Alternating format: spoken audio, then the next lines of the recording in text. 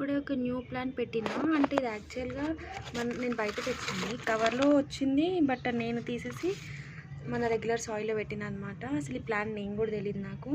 ఇప్పుడే గూగుల్ చేసా. It is డ్రక్సీనా రిఫ్లెక్సా అంట. సో మనకి అదంతా రాదు కదా.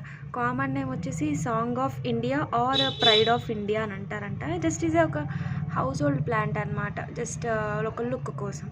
సో బాగా పెరగాలని అనుకుంటున్నాను. మోస్ట్లీ పెరుగుద్దేమో, ఎందుకంటే బయట నుంచి తెచ్చింది కదా, విత్ గుడ్ సాయిల్ న్యూట్రియంట్స్ అన్నీ ఉంటుండొచ్చు. అండ్ దాని పక్కనే నేను రీసెంట్గా ఒక దపనం చెట్టు పెట్టిన.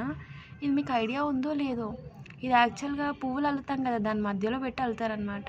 ఈ డేస్లో ఎవరు పెట్టట్లేదు, బట్ చాలా బాగా స్మెల్ వస్తుంది. స్మెల్ అయితే సూపర్ ఉంటుంది. సో నేను ప్లాన్ చేసిన, చూద్దాం అది ఎన్నుకుంటుంది అనుకుంటా. బికాజ్ నేను పెట్టి కూడా 1 వీక్ అవుతుంది, బట్ లీవ్స్ ఇంకా గ్రీన్ ఉన్నాయంటే ఇట్స్ గ్రోయింగ్. సో ఈ ప్లాంట్ అయితే గ్రో అవుతుంది mostly. And coming to the native plant, it is curry leaves.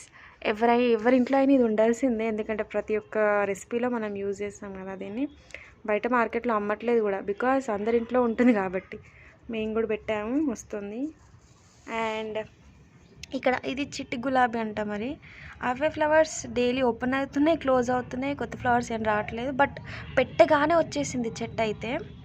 చూడాలి, ఇవన్నీ కూడా మంచిగా పెరగాలి అని హోప్ చేస్తున్నాను. బాయ్.